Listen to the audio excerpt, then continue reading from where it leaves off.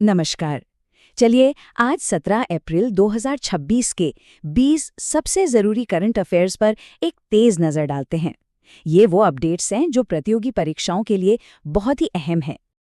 तो ये रही 17 अप्रैल की 20 बड़ी हेडलाइंस। तैयार हैं सब? चलिए मिलकर देखते हैं कि आपकी तैयारी कैसी है। शुरुआत करते हैं त्रिपुरा चुनावों से।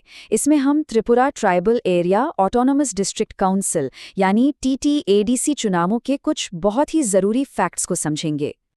देखिए, ये तारीखें एग्जाम के लिए याद रखना बहुत ज़रूरी हैं।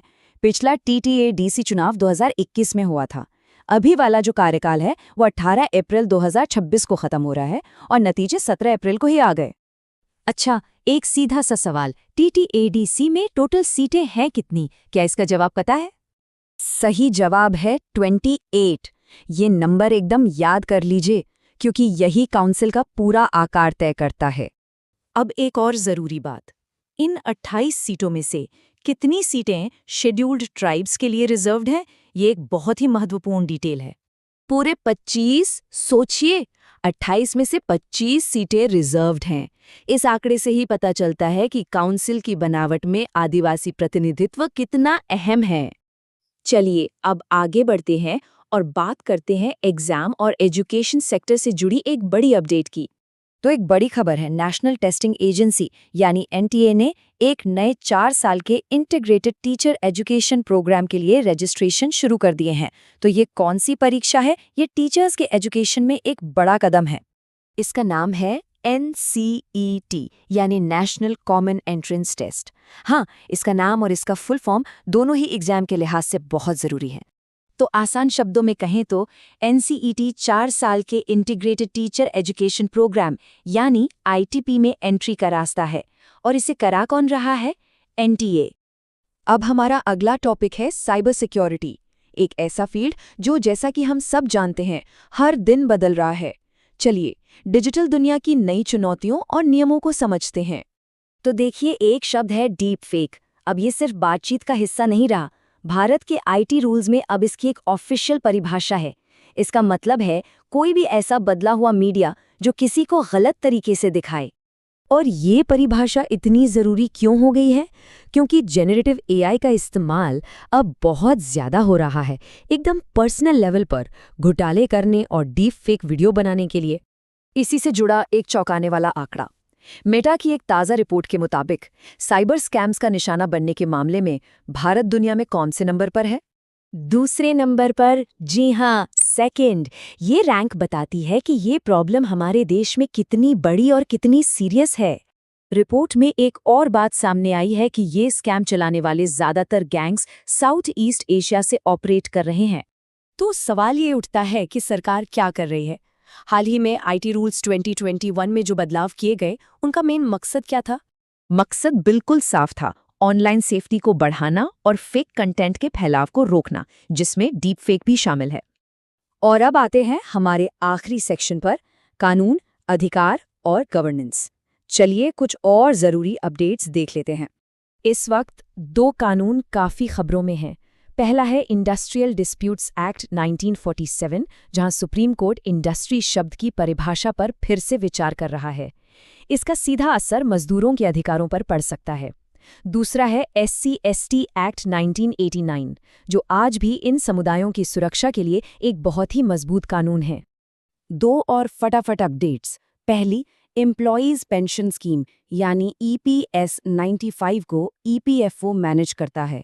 और दूसरी, एक बड़ी कार्रवाई में कोलकाता एयरपोर्ट पर कुछ विदेशी नागरिकों को UAPA यानी अनलॉफुल एक्टिविटीज प्रिवेंशन एक्ट के तहत गिरफ्तार किया गया है।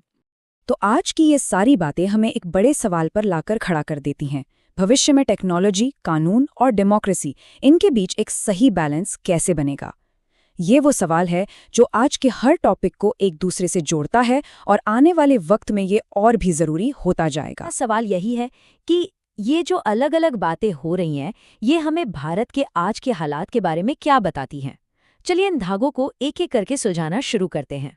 हमारी आज की पड़ताल 4 हिस्सों में बटी है। शुरुआत करेंगे त्रिपुरा के लोकल इलेक्शन से, फिर देखेंगे कि देश की पॉलिसी में क्या नए बदलाव आ रहे हैं, कुछ बड़े कानूनी मामलों को समझेंगे और आखिर में एआई और साइबर सिक्योरिटी की इस नई और पेचीदा दुनिया में चलेंगे। तो चलिए सीधे पहले मुद्दे पर आते हैं। हमारी पहली कहानी हमें ले चलती है त्रिपुरा, जहां हाल ही में एक बहुत ही अहम चुनाव के नतीजे आए हैं और ये नतीजे वहां की लोकल पावर डायनामिक्स के बारे में बहुत कुछ कहते हैं। इस पूरे चुनाव के केंद्र में है ये 28 सीटें। यही वो नंबर है जो Tripura tribal areas autonomous district council, जिसे शॉर्ट में TTADC कहते हैं, उसमें पावर का बैलेंस तय करता है। ये उस इलाके के शासन के लिए एक बहुत ही जरूरी संस्था है। लेकिन असली कहानी इस नंबर में छिपी है। देखिए, 28 में से पूरी 25 सीटें, जी हाँ 25, सिर्फ शेड्यूल्ड ट्राइब्स के लिए रिजर्व्ड हैं। तो ये सिर्फ एक आंकड़ा नहीं है ना, ये तो इस काउंसिल के मकसद को साफ साफ दिखाता है कि यहाँ की जो मूल जनजातियां हैं उनकी आवाज सबसे ऊपर रहे, उनका प्रतिनिधित्व पक्का हो। और ये टाइमलाइन देखिए, इससे पता चलता है कि सत्ता का ट्रांसफर कितनी तेजी से हुआ। 17 अप्रैल को रिजल्ट्स आए और ठीक 24 घंटे बाद 18 अप्रैल को पुरानी काउंसिल का कार्यकाल खत्म हो गया। मतलब एक राजनीतिक चैप्टर का बहुत तेजी से और निर्णायक अंत हुआ और एक नए दौर की शुरुआत हुई। त्रिपुरा की लोकल पॉलिटिक्स से अब हम अपना ध्यान नेशनल लेवल पर लाते हैं। आइए 2 ऐसे बड़े पॉलिसी बदलावों को समझते हैं जो पूरे देश में लाखों लोगों के भविष्य पर असर डाल रहे हैं। एक एजुकेशन में और दूसरा सोशल सिक्योरिटी में। तो पहले शिक्षा की बात करते हैं। यहाँ एक बड़ा बदलाव हो रहा है। नेशनल टेस्टिंग एजेंसी यानी NTA अब एक नया एग्जाम करवा रही है जिसका नाम है NCET। अब ये सिर्फ एक और एग्जाम नहीं है, बल्कि ये टीचर्स को ट्रेन करने के तरीके में एक बड़े बदलाव का दरवाजा है। इसके जरिए अब टीचर्स को एक नए 4 साल के इंटीग्रेटेड प्रोग्राम में एडमिशन मिलेगा। अब बात करते हैं सोशल सिक्योरिटी की। यहाँ हमें एक बहुत बड़ा नाम मिलता है, एम्प्लॉयज प्रोविडेंट फंड ऑर्गेनाइजेशन यानी EPFO। यही वो संस्था है जो एम्प्लॉयज पेंशन स्कीम EPS 95 को मैनेज करती है। ये स्कीम करोड़ों भारतीय कामगारों के लिए एक बहुत जरूरी फाइनेंशियल सेफ्टी नेट है, जो उनके रिटायरमेंट के सालों में उन्हें स्थिरता देती है। पॉलिसी से अब हम कानून के दायरे में चलते हैं, जहां देश की सबसे बड़ी अदालत से लेकर नेशनल सिक्योरिटी से जुड़े कानूनों तक अहम मसलों पर बहस और फैसले हो रहे हैं। अच्छा, अब एक ऐसे केस की बात करते हैं जिसका असर बहुत बहुत दूर तक जा सकता है। सुप्रीम कोर्ट इंडस्ट्री या उद्योग शब्द की परिभाषा पर फिर से विचार कर रहा है। और ये परिभाषा कब की है? 1947 की। तो ये कोई छोटी मोटी शब्दों की बहस नहीं है। सिर्फ इस एक शब्द की परिभाषा बदलने का मतलब है पूरे भारत के लेबर लॉज और नालिक कर्मचारी के रिश्तों में एक बहुत बड़ा बदलाव आ सकता है। वहीं नेशनल सिक्योरिटी के मोर्चे पर देखें तो UAPA कानून यानी अनलॉफुल एक्टिविटीज प्रिवेंशन एक्ट सुर्खियों में है। हाल ही में कोलकाता एयरपोर्ट पर इसी कड़े कानून के तहत कुछ विदेशी नागरिकों को हिरासत में लिया गया। ये घटना एक बार फिर नेशनल सिक्योरिटी और व्यक्तिगत आज़ादी के बीच की बहस को सामने लाती है।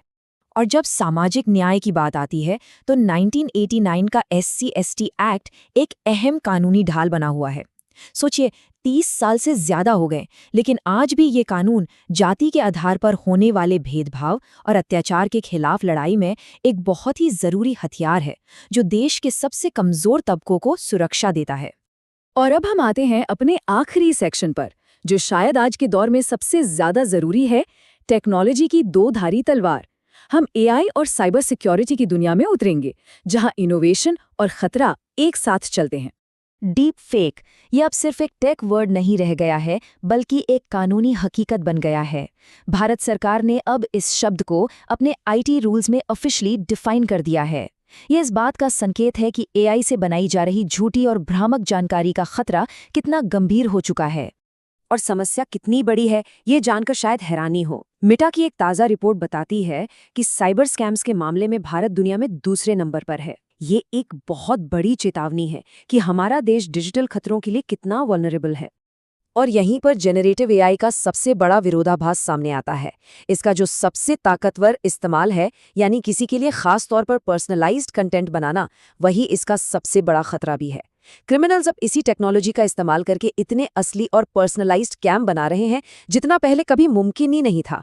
यहाँ सही और गलत इस्तेमाल के बीच की लकीर बहुत धुंधली हो गई है। और ये समस्या सिर्फ भारत तक ही सीमित नहीं है, इसका एक ग्लोबल सेंटर भी है। जांच में पता चला है कि इनमें से ज़्यादातर बड़े साइबर स्कैम ऑपरेशंस दक्षिण पूर्व एशिया से चलाए जा रहे हैं, जो इस लड़ाई को एक इंटरनेशनल चैलेंज बना देता है। तो इन बढ़ते खतरों से निपटने के लिए सरकार ने एक साफ सुथरी 3 स्टेप वाली स्ट्रैटेजी अपनाई है। आईटी रूल्स में बदलाव करके उन्होंने पहला, डीपफेक को कानूनी तौर पर डिफाइन किया, दूसरा, ऑनलाइन प्लेटफॉर्म्स की जिम्मेदारी बढ़ाई और तीसरा, खतरनाक कंटेंट को तेजी से हटाने को जरूरी बना दिया है। तो आज की हमारी ये पूरी चर्चा हमें एक बहुत बड़े सवाल पर लाकर छोड़ती है। जब टेक्नोलॉजी रॉकेट की स्पीड से आगे बढ़ रही हो, तो कानून उसके साथ कदम कैसे मिलाएगा? भविष्य में इन दोनों ताकतों के बीच वो सही संतुलन कैसे